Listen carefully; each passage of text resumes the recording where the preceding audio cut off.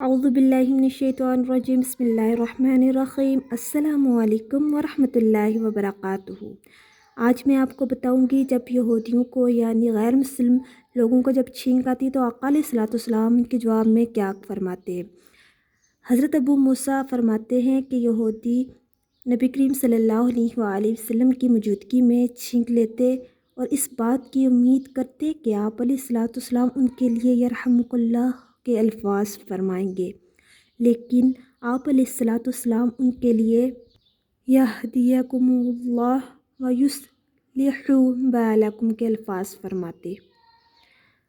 यानी जब हमारे सामने कोई गैर मुस्लिम छींक करे तो हमें यरहमुकल्लाह नहीं कहना चाहिए, बल्कि हमें उसकी हदायत के लिए और उसकी इस्लाह के लिए दुआ करनी चाहिए। उम्मीद करती हूँ आपको वीडियो अच्छी लगी होगी। मिलते हैं अपनी नेक्स्ट वीडियो में। दुआओं में याद रखिएगा, अपना बहुत सारा ख्याल रखिएगा। तब तक के लिए अल्लाह हाफिज़।